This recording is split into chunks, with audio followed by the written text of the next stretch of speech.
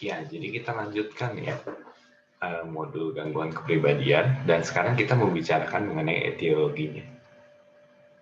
Jadi kalau kita membicarakan etiologi gangguan kepribadian itu ada 3 hal. Yang pertama adalah genetiknya, dari sisi genetik, dari sisi biologis, dan dari sisi psikoanalitik gitu. Jadi memang ada 3 hal ini kalau kita lihat di Kaplan ya. Nah sekarang kalau dari sisi genetik. Jadi kalau dari sisi genetik itu sesuai dengan penelitian yang biasa digunakan ya atau dilakukan ada kembar monozigot itu untuk memastikan apakah ada pengaruh genetik terhadap suatu trait gitu, suatu variabel. Jadi memang misalnya nih kita bikin penelitian, kita kumpulin yang kembar monozigot. Terus penelitiannya itu kita pisahkan gitu. Dari kecil itu kita pisahkan si kembar monozigot ini di situasi yang berbeda secara sosial. Ternyata ketika kita lihat, bila dibandingkan dengan kembar yang dizigot, itu biarpun mereka terpisah, ya sesama si kembar ini, kembar monozigot ini memiliki kesamaan temperamen, preferensi kerja, hobi, dan sikap sosial dibandingkan kembar dizigot.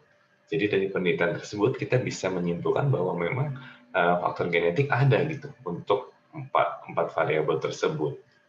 Kemudian yang kedua itu pada klaster A, itu biasanya kalau misalnya seseorang memiliki gangguan, memiliki saudara dengan gangguan spektrum skizofrenia, biasanya dia akan cenderung memiliki gangguan klaster A gitu, baik paranoid, baik skizotipal maupun skizoid.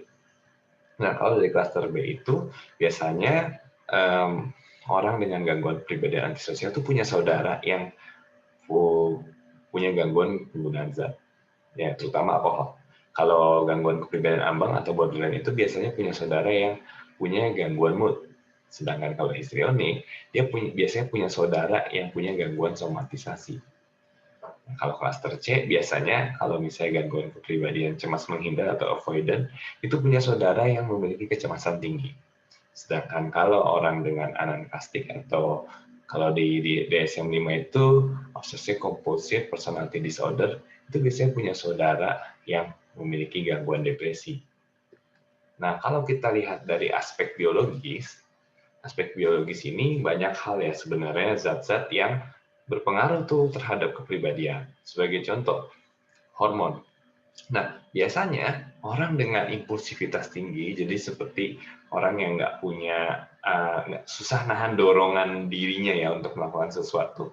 Itu cenderung kalau diteliti hormon testosteron, 17 estradiol, dan estrogen itu relatif tinggi dibanding orang normal gitu. Jadi memang ada pengaruhnya, terutama di hormon tersebut. Kemudian pada orang dengan gangguan kepribadian borderline, itu kalau misalnya kita tes toleransi adrenalinnya itu biasanya terganggu. Ketika pada orang normal misalnya kita tes toleransinya itu dia gampang turun adrenalinnya. Tapi kalau orang dengan gangguan kepribadian borderline, adrenalin itu tetap tinggi biarpun kita mencoba turunkan adrenalinnya. Nah, terus ada sebuah enzim yang namanya platelet monoamin oksidase. Nah, itu kalau jadi dia diambil di darah terus dicek kadarnya ya. Nah, kalau misalnya kita singkat MAOI, kalau misalnya MAOI-nya rendah, itu biasanya orangnya cenderung memiliki perilaku sosial yang tinggi. Jadi dia senang bergaul dan lain-lain. Tapi memang ini penelitiannya perlu ditelaah lebih lanjut karena pada orang dengan skizotipal yang kita tahu mereka cenderung penyendiri, ternyata katanya MAOI-nya rendah juga. Tapi intinya adalah MAOI itu akan mempengaruhi perilaku seseorang. Kemudian ada ini ya, pemeriksaan yang namanya Smooth Pursuit Eye Movement. Itu jadi kayak pemeriksaan nervus 3, 4, dan 6. Ya, ngikutin gerakan bola mata secara lambat. Nah, kalau misalnya kita cek seperti itu dan pasiennya itu gerakan matanya cenderung sakadik. Jadi kayak gerakannya tuh nggak bisa smooth. Dia seperti ngikutinnya kayak kayak agak kayak agak rigid kayak gitu ya. Nah itu biasanya dia orangnya cenderung introvert, cenderung rendah diri, cenderung menyendiri, dan biasanya ada gangguan kepribadian skizotipal. Nah, kalau misalnya neurotransmitter, ada beberapa penelitian. Pertama, endorfin ya. Kalau endorfinnya orang tinggi, biasanya dia cenderung memiliki ciri kepribadian flegmatis. Flegmatis itu adalah orang yang relatif tenang dan dia santai gitu ya. Jadi dia nggak reaktif gitu. Cenderung pemikir itu biasanya flegmatis. Jadi pemikirnya yang rasional gitu. Nah, terus ada juga yang namanya 5-hidroksiindoreacetic acid. 5-HIAA. Nah, itu sebenarnya adalah turunan dari serotonin dalam tubuh kita. Cuman kenapa dijadiin 5-HIAA itu biasanya yang mudah diukurnya tuh dari situ. Jadi kita ukurnya tuh dari 5-HIAA. Nah, kalau 5-HIAA-nya rendah, itu orangnya akan cenderung impulsif, agresif, memiliki ide bunuh diri tinggi dan cukup menonjol. Jadi bisa dibilang kalau 5-HIAA-nya rendah, berarti memang serotoninnya rendah juga dalam tubuhnya. Kemudian yang terakhir, kalau kita lihat dari sisi elektrofisiologis, biasanya kalau kita cek dengan EEG, kalau misalnya ada aktivitas slow wave pada EEG-nya, itu biasanya orangnya akan cenderung ada gangguan kepribadian antisosial dan gangguan kepribadian ambang atau borderline. Nah, aspek biologis inilah yang membuat psikiater bisa dibilang memiliki kelebihan pada bidang biologis, karena memang psikiater ini mesti mengetahui hal ini. Ya. Jadi memang ini cukup penting untuk kalian ketahui. Kemudian kalau dari sisi psikologis nih, ya psikoanalitik. Yang pertama mungkin kalian pernah dengar ya, pas di P3A ada yang namanya Freud. Ini gambar ikon ini bukan Colonel Sanders yang KFC ya. Ini Sigmund Freud. Ya, jadi kalau misalnya kalian lihat di Netflix tuh ada namanya filmnya Freud. Nah, itu merujuk pada Sigmund Freud itu seperti bapak psikiatri gitu deh di global ya. Nah, kalau menurut teorinya Sigmund Freud yang psikoseksual itu, kalau misalnya orangnya cenderung fiksasi di fase oral, jadi dia cenderung terpaku pada fase oral tersebut 0 sampai 1 tahun, itu orangnya akan cenderung pasif dan dependen, jadi kayak bergantung sama orang lain. Kalau dia fiksasinya di fase anal itu bisa dibilang 1 sampai 3 tahun lah ya. Itu orangnya akan cenderung kaku, irit dan teliti. Nah, terus ada istilahnya namanya karakter armor dari Wilhelm Reich. Nah, itu dia berteori kalau setiap kepribadian, setiap orang dengan kepribadian tertentu memiliki defense-nya masing-masing. Sebagai contoh, kalau orang dengan kepribadian paranoid itu cenderung ada proyeksinya. Proyeksi nanti saya akan jelaskan di belakang. Terus kalau orang yang dengan gangguan kepribadian schizoid itu cenderung menarik diri atau withdrawal. Itu dari Ray. Terus ada juga teori yang namanya internal object relation. Ya, si objek internal. Jadi ketika kita lahir, ketika kita belajar itu kan kita punya figur signifikan ya, baik orang tua, guru, saudara, dan sahabat. Nah itu kan kita punya relasi tuh dengan dia. Nah itu relasinya misalnya dengan orang tua itu kita internalisasi. Internalisasi itu kayak pokoknya kita ingat lah, secara perasaan kita ingat. Terus dengan guru, atau dengan saudara, atau dengan sahabat. Nah, ingatan kita mengenai relasi tersebut itu biasanya akan kita gunakan atau kita gunakan model ketika berelasi dengan orang baru. Misalnya kita melihat nih, aduh, saya itu kalau sama bapak saya deket gitu ya. Terus kalau misalnya kita ngelihat nih ketemu orang baru gitu, misalnya ketemu dosen atau bapak-bapak yang mirip bapak saya gitu, kita akan cenderung kayak punya rasa nyaman gitu sama dia. Gitu. Padahal kan belum tentu ya. Kalau kenal baru ketahui gitu. Cuman karena memang dulu dengan ayah kita cukup dekat dengan perasaan yang nyaman, kita akan cenderung punya asumsi bahwa dia kayaknya orangnya kayak papa saya yang dulu deh gitu. Itu kalau positif, negatif juga bisa. Misalnya mamanya bawel gitu. Terus ngeliat ibu-ibu mirip mamanya gitu. Langsung udah ada asumsi ini kayaknya ibu-ibu bawel deh. Nah itu contoh internal object relation. Nah, jadi kan ada istilah defense mechanism ya. Nah, kita tahu setiap manusia itu punya inner life, baik itu insting, baik itu realita, orang penting di sekitar kita, dan nilai sosial yang berlaku atau conscience. Nah, ini kan punya tuntutan masing-masing ya. Jadi ketika harus mikir, aduh saya masih dahuluin ini atau ini ya, saya harus dahuluin kenikmatan saya atau saya harus belajar ya dan lain-lain. Nah, kalau misalnya itu tidak teratasi, kita akan cenderung cemas atau depresi sebagai manusia ya. Nah, untuk mengatasi supaya kecemasan dan depresinya itu tidak terlalu dominan, itu yang kita sebut sebagai defense mechanism yang membuat dia seimbang kerja. Nah, tiap gangguan kepribadian punya masing-masing.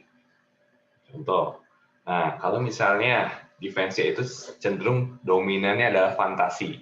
Jadi dia membayangkan hal-hal indah, dia hidup dalam fantasinya. Itu biasanya adalah schizoid. Ya, makanya biasanya orang dengan schizoid itu tampilnya nggak biasa gitu. Nggak biasa itu kayak agak weird gitu, agak aneh. Dan dia biasanya sebenarnya melakukan itu karena takut akan relasi yang sangat dekat atau relasi yang intim. Jadi sikap terapis nih, kita sebagai orang yang mengenalnya atau terapisnya itu memahami ketakutannya dia dan menghargai caranya yang tidak biasa. Jadi kita nggak ngejudge, oh lu gitu sih gitu. Enggak. Jadi kita menghargai aja. Terus ada yang namanya disosiatif atau denial. Nah ini biasanya kalau misalnya ada perasaan nggak nyaman, orang-orang dengan defense mechanism ini akan cenderung melupakan yang tidak nyaman itu, terus fokus yang positifnya. Kesannya kan bagus ya dan diajarin gitu. Tapi sebenarnya kurang kurang oke kalau dari kesehatan mental. Kenapa? Jadinya dia tuh kayak nggak mau merasakan emosi negatifnya. Padahal ada. Nah, kalau di sini kalau misalnya kalian baca kapan ada istilahnya Pollyanna like replacement. Nah, Pollyanna itu sebenarnya adalah sebuah tokoh atau cerita anak-anak di Barat ya. Jadi ceritanya ini ada seorang anak perempuan yang kayaknya biarpun dia orphan atau misalnya anak yatim piatu dan ibu asuhnya itu sangat galak, dia kayaknya happy-happy aja, dia kayaknya ngelupain aja gitu yang hal-hal negatif, hal tidak nyaman dan selalu ngomongin yang positif gitu. Kesannya kan bagus, tapi sebenarnya itu dia itu rasa negatifnya itu bukan hilang gitu, tapi dia simpan dalam, dia makan dalam, gitu, dia simpan dalam. Jadi bukan yang hilang, tapi dia kayak ngomongin yang positif terus gitu, agar dia menutupi yang negatifnya, tapi ada dalam diri gitu. Itulah kenapa orang-orang dengan yang defense-nya disosiatif atau denial ini cenderung dramatik dan dangkal gitu. Jadi memang dia lebay-lebayin untuk menutupi ketidaknyamanan dia. Ini kalau di sini kan kalian tahu yang namanya Joy dari Inside Out ya. Kan kalau kalian lihat ingat ceritanya itu kan dia kayak menolak perasaan nggak nyaman kan, setnya kayak dijauh-jauhin gitu. Itu contohnya seperti itu. Nah biasanya itu orang dengan histrionik ya. Dia biasanya orang dengan histrionik itu mencari apresiasi gitu, makanya ngomongin yang positif terus. Karena kalau misalnya ada orang merhatiin dia gitu, kayaknya seneng gitu. Dia jadi perasaan nggak nyamannya jadi kayak terlupakan gitu.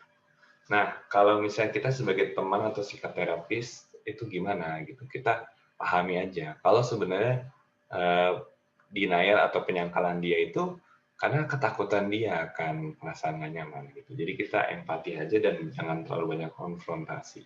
Konfrontasi itu kayak lu sebenarnya sedih kan, nah, kayak gitu. Itu kita nggak kita lakukan itu. Kasihan ya, dia belum siap. Nah, terus ada yang namanya isolasi. Isolasi ini maksudnya apa? Dia mengisolate afeknya atau perasaannya. Jadi biasanya orang-orang ini tuh bisa menceritakan kejadiannya secara rinci, kejadian nggak nyaman ya dalam hal ini.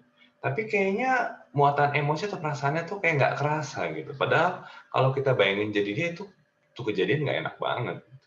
Nah ini biasanya pada orang dengan gangguan kepribadian anankastik ya, atau obsessive compulsive personality disorder. Ini biasanya memang orang dengan ini ada kecenderungan untuk karena ingin dia pengen bisa mengontrol perasaannya. Ketika sebenarnya seorang tuh susah ya mengontrol perasaan. Ngelola bisa, dikelola bisa, tapi dikontrol nggak bisa. Itu ada beda. Jadi dia cenderungan ini mengontrol, jadi cenderung formal dan mikirnya rasional terus. Jadi perasaannya kayak gitu, kayak robot lah ya. Nah, sikap terapisnya gimana? Atau temannya kita menerima aja kecenderungan dia mengontrol, tapi secara rasional. Gitu. Jadi jangan terlalu maksa, lo mesti ngerasain dong, itu enggak juga. Ya. Kemudian terakhirnya, terus yang keempat tuh proyeksi. Jadi biasanya kan setiap orang tuh punya perasaan diri yang tidak disadari orang tersebut. Biasanya kenapa dia nggak rasakan? Karena menurut dia itu perasaannya nggak boleh dia punya. Nah, biasanya perasaan itu diasumsikan orang lain yang punya, padahal sebenarnya ada di dalam diri dia. Gitu. Jadi misalnya nih, kita ngelihat ada barang di meja gitu ya, nggak tahu punya siapa. Kita kan nggak kerasa, orang ini nggak kerasa. Ada orang melihat, lu mau ngambil barang ini kan, lu mau ngambil barang ini kan, padahal nih orang baru masuk. Tapi orang ini yang memproyeksikan, dia memproyeksikan perasaan pengen ngambilnya ke orang yang baru masuk. Itu namanya proyeksi ya. Nah, biasanya dimiliki oleh gangguan kepribadian paranoid. Nah, biasanya sikap terapis atau kita sebagai teman kalau ada orang seperti itu ya kita pahami kalau dia kecenderungan seperti itu, tapi kita juga nggak berargumen kayak bilang enggak, gua enggak, lu suka nuduh-nuduh nih, enggak. Cuman kayak pahami aja cara pandang orang tersebut. Oh, ini ya, kayak misalnya dia punya kecenderungan berpikir seperti itu, kita bisa pahami dan kita bilang tapi sebenarnya enggak, kalau saya nggak ada kepikiran gitu. Itu proyeksi. Nah, terus ada yang namanya splitting. Jadi memiliki sudut pandang all good, all bad. Jadi kayaknya satu waktu mengidolakan, tapi satu waktu membenci. Nah, itu pada orang dengan gangguan kepribadian borderline. Jadi hari ini dia ini kayak mengidolakan, wah bapak ini baik ya, bla bla bla. Besok-besok tiba-tiba jadi sebel.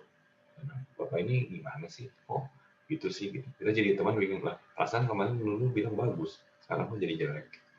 Nah, sikap kita sebagai terapis atau temannya ya kita pahami, oh dia punya kecenderungan kayak gitu. Ini biasanya pada gangguan kepribadian borderline ya.